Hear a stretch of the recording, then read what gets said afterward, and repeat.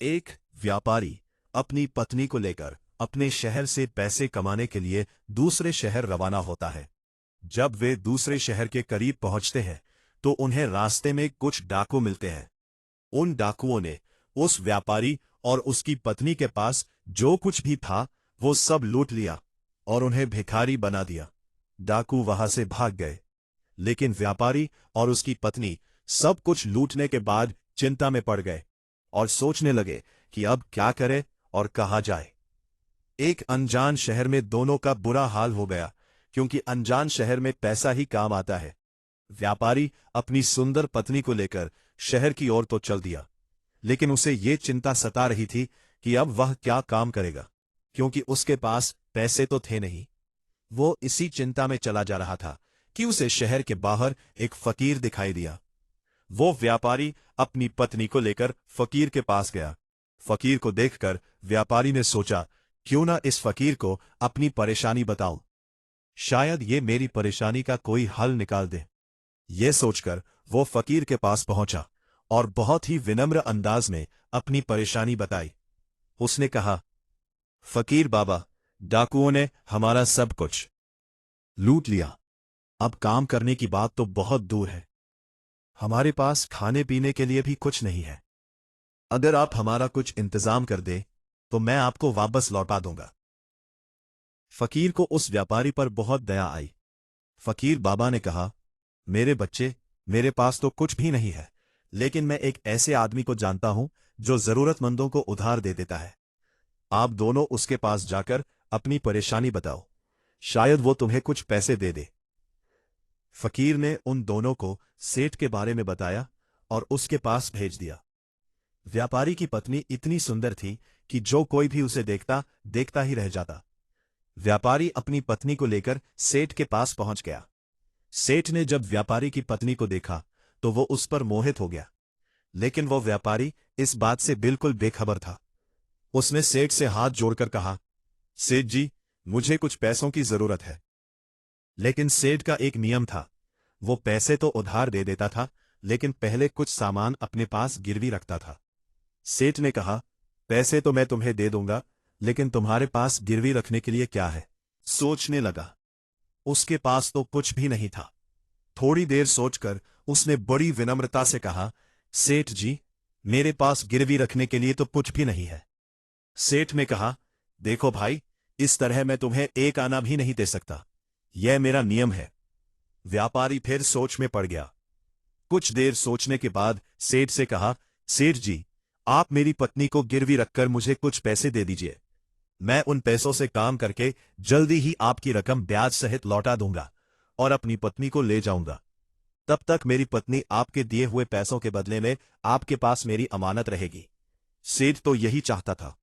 सेठ ने जब व्यापारी की यह बात सुनी तो वह खुश होकर पैसे देने के लिए तैयार हो गया और पैसों के बदले में व्यापारी की पत्नी को अपने पास रख लिया। अब जैसे ही आधी रात का समय गुजरा, सेठ व्यापारी की पत्नी के कमरे में पहुंचा। यह देखकर व्यापारी की पत्नी के पैरों तले जमीन खिसक गई। वह डर के मारे सहम गई और उससे कहा, भगवान के लिए मेरे कमरे से निकल जाओ। लेकिन सेठ कहाँ मानने वाला था। उसने उस औरत से कहा, भगवान ने तुम्हें कितना सुंदर बनाया है। और फिर कहा, अब तुम उस नादान व्यापारी को भूल जाओ, अब तुम हमेशा के लिए मेरी हो। उधर अब व्यापारी सेठ के पास अपनी पत्नी को छोड़कर सेठ से कर्ज लेकर काम करने के लिए चला गया। व्यापारी ने उन पैसों से प्याज का काम शुरू कर दिया। वो कम दाम में किसानों से प्याज खरीदता और दूसरे जरूरतमंद लोगों को ज्यादा दाम में बेच देता था।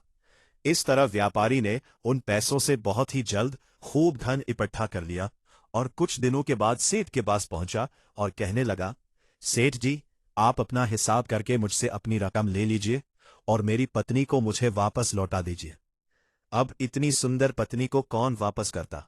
सेठ ने व्यापारी से कहा, भाई, क्या बताऊं, आज से 2 महीने पहले की बात है। तुम्हारी पत्नी अचानक बीमार पड़ गई और उस बीमारी के कारण तुम्हारी पत्नी की मृत्यु हो गई। मैंने तुम्हारी पत्नी का बहुत इलाज करवाया, अच्छे से अच्छे वैद्य को दिखाया, लेकिन मैं फिर भी तुम्हारी पत्नी को नहीं बचा सका। व्यापारी ने जब उस सेठ के मुंह से यह सुना तो दिल पकड़कर बैठ गया और बहुत दुखी हो गया। फिर थोड़ी थोड़ी हिम्मत बांधकर सेठ से बोला, सेठ जी, जो होना था वह तो हो गया। शायद मेरे भाग्य में ही ऐसा लिखा हुआ था। अगर वह मेरे साथ भी रहती तब भी उसकी मृत्यु आती, क्योंकि होनी को कौन टाल सकता है। फिर भी आप अपने पैसे मुझसे ले लो, ताकि मैं इस बात से निश्चिंत हो जाऊं कि मैंने अपना कर्ज चुका दिया है और अपनी पत्नी को गिरवी रखने के कलंक से खुद को बचा लिया है। व्यापारी की बात सुनकर वो सेठ बोला, नहीं भाई, अब मैं तुमसे पैसे कैसे ले सकता हूं? जब मैं तुम्हारी अमानत ही तुम्हें नहीं लौटा सकता, तो अपना कर्ज वापस लेने का मुझे कोई हक नहीं है। व्यापारी ने बार बार सेठ से अपना कर्ज वापस लेने की गुजारिश की, लेकिन सेठ नहीं माना। उसके बाद उदास होकर व्यापारी वहां से चल दिया और रास्ते में फिर उसी जगह पर पहुंचा जहां पर उसकी मुलाकात उस फकीर से पहली बार हुई थी। हमेशा की तरह फकीर अपने चबूतरे पर बैठे हुए थे। व्यापारी भी वहीं जाकर चुपचाप बैठ गया। फकीर ने जब व्यापारी को देखा तो उसे पहचान लिया और उसका हालचाल पूछने लगा। व्यापारी ने पूरा मामला फकीर को बता दिया। वो फकीर बहुत अनुभवी आदमी था। व्यापारी की बात सुनकर फकीर ने कहा, व्यापारी भाई, उस सेठ ने तेरे साथ धोखा किया है। तेरी पत्नी अभी बिल्कुल सही सलामत जिंदा है। तेरी पत्नी को उस सेठ ने अपने घर में छुपा लिया है। अब ऐसा कर, यहाँ के राजा के पास चला जा और राजा के दरबार में जाकर उनसे गुजारिश करना कि महाराज, मेरी पत्नी को सेठ से वापस दिलवा दो, क्योंकि यहाँ का राजा बहुत ही समझदार, बहादुर और होशियार है। वो जरूर तेरी पत्नी को उस सेठ पर जोर डालकर दिलवा देगा। फैसला होगा। फकीर की बात मानकर व्यापारी राजा के दरबार में पहुंच गया और राजा से न्याय मांगने लगा। महाराज, मेरी पत्नी को सेठ से मुझे दिलवा दीजिए।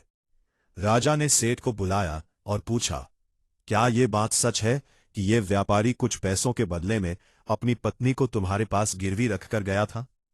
सेठ ने हाँ करते हुए कहा, जी महाराज, व्यापारी की ये बात बिल्कुल सच है। राजा ने फिर कहा, तो तुम इसकी पत्नी को वापस क्यों नहीं लौटा रहे हो? राजा की बात सुनकर सेठ बोला, कैसे लौटाता महाराज? मैंने इस व्यापारी को बता तो दिया था कि आज से 2 महीने पहले इसकी पत्नी की मृत्यु हो चुकी है। महाराज, अब मैं भगवान के पास जाकर तो इसकी पत्नी को वापस नहीं ला सकता। महाराज ने पूछा, कोई गवाह है तुम्हारे पास जो इस बात की गवाही दे कि इसकी पत्नी इस दुनिया से चली गई है? तो सेठ बोला, महाराज, इस बात की गवाही वो अच्छी तरह से देगा जिसने इस व्यापारी की पत्नी का इलाज किया था, और वे 4 आदमी भी इस बात की गवाही दे देंगे जो इसकी पत्नी को कब्रिस्तान में दफना कराए थे। उस सेठ ने यह बात इतने विश्वास के साथ कही कि राजा को भी उस पर विश्वास हो गया। तब राजा ने व्यापारी से कहा, अगर तुम्हारी पत्नी जिंदा होती तो हम तुम्हें जरूर दिलवा देते। अब तो हम भी मजबूर हैं। इस तरह राजा ने व्यापारी को समझाकर वापस भेज दिया। व्यापारी फिर से फकीर के पास पहुंच गया और जो कुछ दरबार में राजा और सेठ ने कहा, वो सारी बातें फकीर बाबा को बता दी। यह सब सुनकर फकीर ने कहा, मैंने राजा को इतना बेवकूफ नहीं समझा था। मुझे दुख है कि उसने तुम्हारे साथ न्याय नहीं किया। बातों पर तो विश्वास कर लिया और तुम्हें समझाकर वापस भेज दिया। अब तुम मेरी एक बात ध्यान से सुनो। तुम एक बार फिर से राजा के पास जाओ और उनसे कहना कि महाराज, आप सिर्फ 3 घंटे के लिए अपने इस सिंहासन पर फकीर को बैठने का मौका दे दे। फिर मैं आपको बताऊंगा कि न्याय कैसे किया जाता है और न्याय किसे कहते हैं। वह व्यापारी एक बार फिर से राजा के दरबार में पहुंच गया और जैसा उस फकीर ने कहा था, उसने राजा से वही कह दिया। राजा ने व्यापारी की यह बात सुनी तो यह सुनकर राजा ने कहा, मुझे 3 घंटे के लिए सिंहासन छोड़ने में कोई परेशानी नहीं है। यदि ऐसा करने से तुम्हें न्याय मिल जाएगा तो मैं 3 घंटे के लिए अपना सिंहासन छोड़ दूंगा। तुम उस फकीर को दरबार में बुला लाओ। राजा की यह बात सुनकर व्यापारी फकीर के पास गया और फकीर को दरबार में ले आया। जब फकीर दरबार में पहुंच गए तो राजा ने अपना सिंहासन छोड़ दिया और सिंहासन पर बैठते ही फकीर के सामने सेठ को हाजिर किया गया। फकीर ने सेठ से पूछा, 2 महीने पहले जब व्यापारी की पत्नी की मृत्यु हुई तो इसका कोई सबूत तुम्हारे पास है? सेठ ने कहा, हे वैद्य की बात सुनकर वो फकीर बोला, इसका मतलब तो यही हुआ कि तुम मरीज को बिना देखे ही दवाइयां दे देते हो। यह तो बहुत ही अजीब मामला है। तुम दवा की जगह किसी को जहर भी तो दे सकते हो, और हो सकता है तुम्हारे जरिए दिए हुए जहर से ही इस व्यापारी की पत्नी की मृत्यु हुई हो। फकीर की ये बातें सुनकर वैद्य का चेहरा डर के मारे पीला पड़ने लगा। वो गला साफ करते हुए बोला, नहीं हुजूर, ऐसा हरगिज नहीं हो सकता। मैं अपने किसी मरीज को दवा के बदले जहर क्यों दूंगा?